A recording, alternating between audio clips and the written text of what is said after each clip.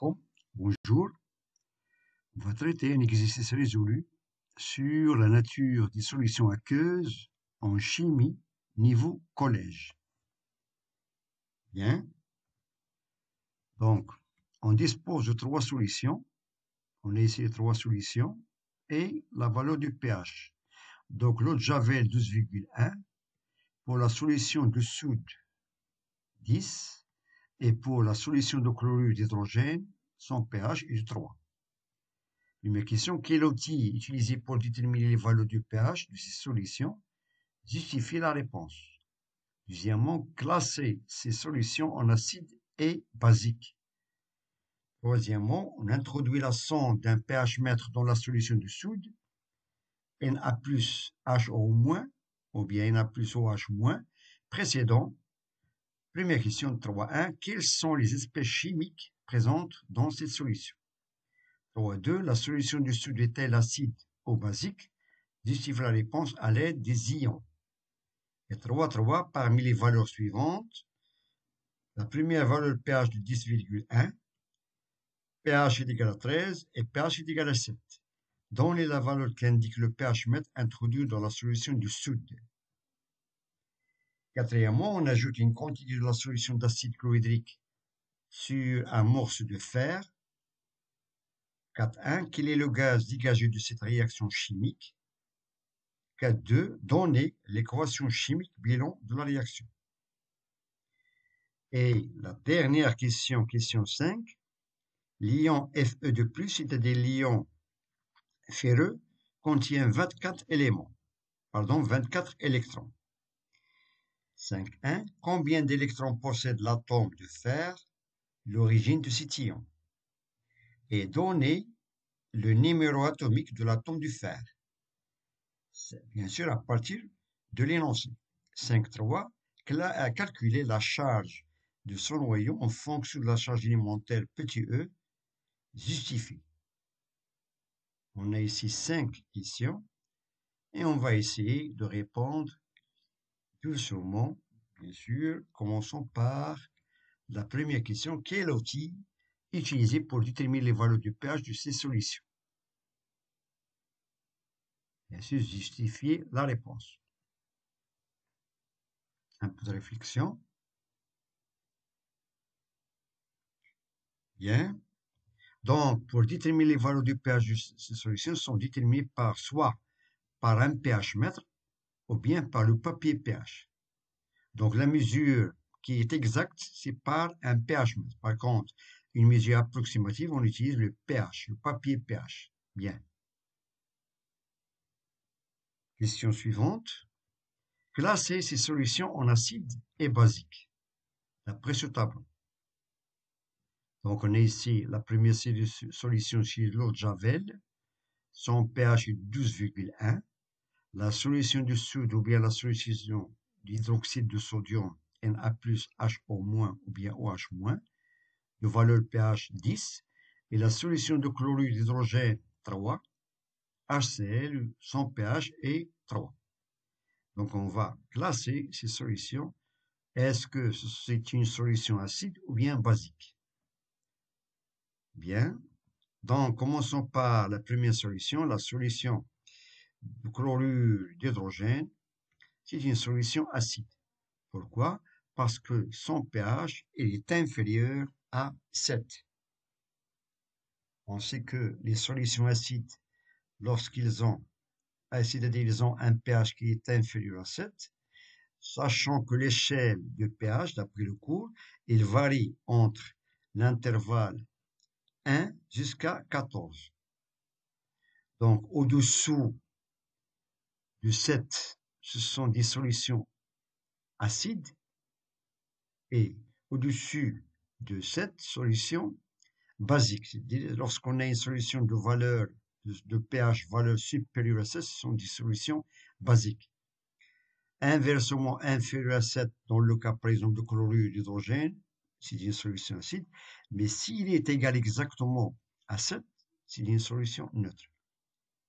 Donc on a la solution de chlorure d'hydrogène, son pH est de valeur 3, inférieur à 7, automatiquement c'est une solution acide. Passons maintenant à la deuxième solution, l'eau de Javel de valeur 12,1, c'est une solution basique, car le pH il est supérieur à 7. Il nous reste maintenant la solution du sud. C'est une solution de même, il est basique, de valeur pH est supérieur à 7, qui est égal à 10. Voilà. Donc, on a ici une seule solution qui est acide, c'est le chlorure d'hydrogène, qu'on appelle de même l'acide chlorhydrique. L'eau de Javel, c'est une solution basique. Et la solution du sud, ou bien la solution d'hydroxyde de sodium de formule Na plus HO-, c'est une solution basique. Bien. On passe maintenant à la question suivante. 3. On introduit la sonde d'un pH mètre dans la solution du sud Na plus HO-, précédent. Voilà. Quelles sont les espèces chimiques présentes dans cette solution?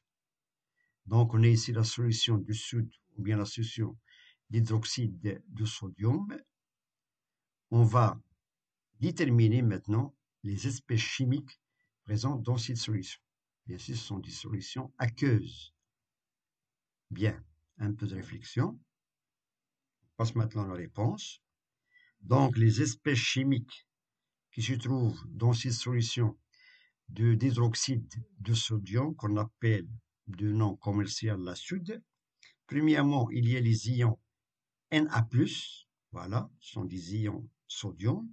De même, il y a les ions hydroxyde, voilà, HO-, et des ions H+, et bien sûr, il reste de même des molécules d'eau, H2O.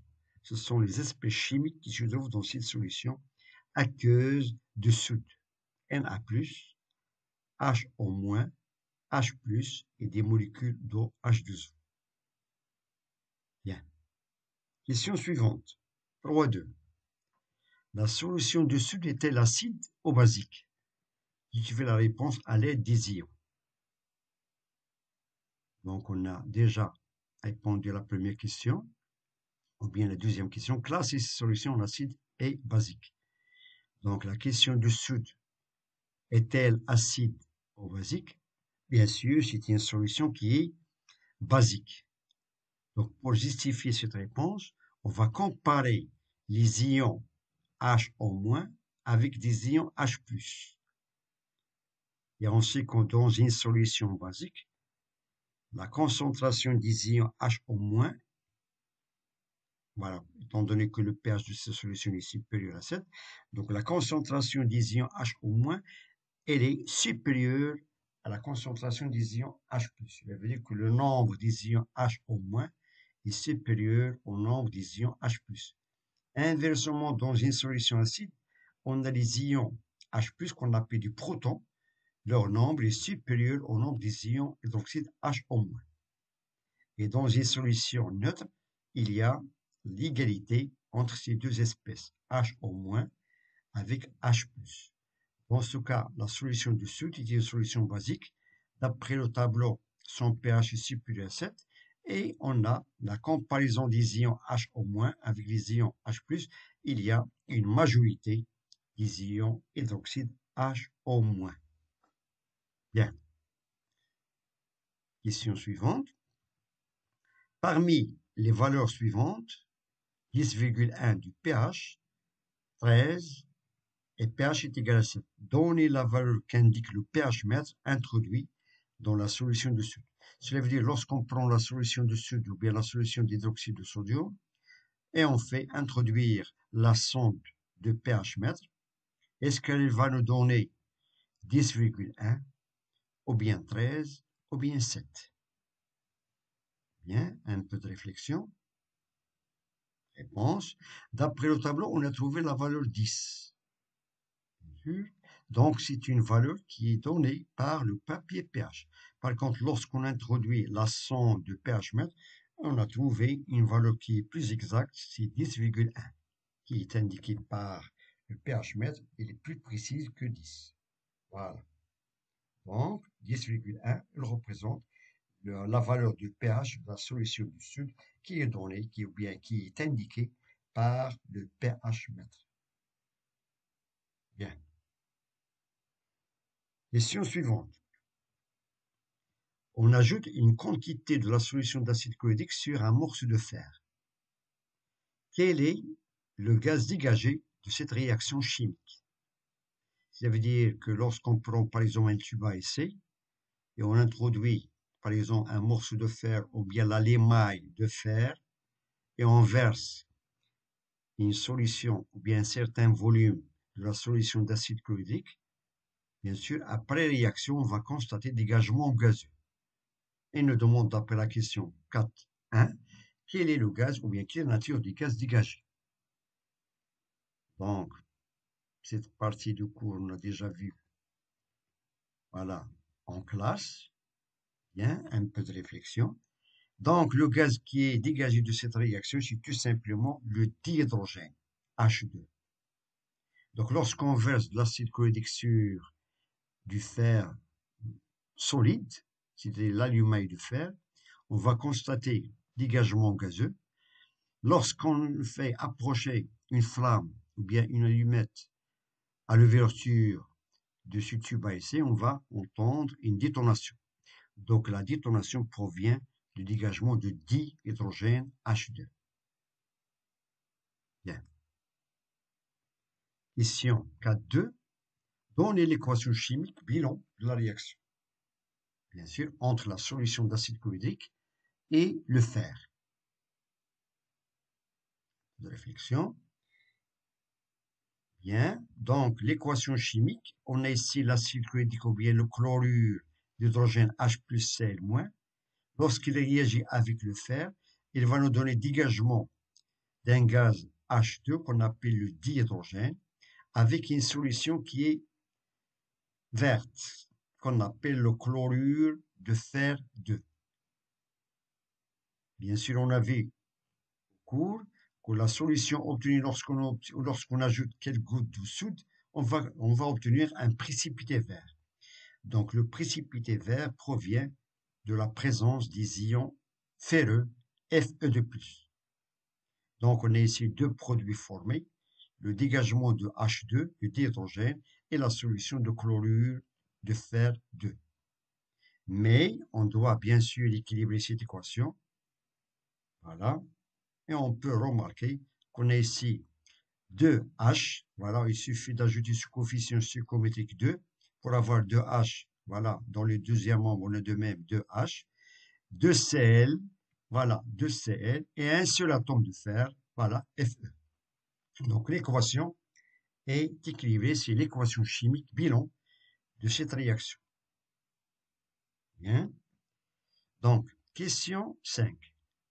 L'ion ferreux, ou bien Fe2+, contient 24 électrons. 5.1. Combien d'électrons possède l'atome de fer et l'origine de cet ion? Bien. Voilà, l'ion Fe2+ provient de l'atome de fer qui a perdu 2 électrons. Donc l'atome de fer, lorsqu'il cède ou bien lorsqu'il perd 2 électrons, il se transforme en ion ferreux Fe2+. Cela veut dire que cet ion, il a autant de charges positives que de charges négatives. Voilà, c'est un cation qu'on appelle, c'est un cation métallique.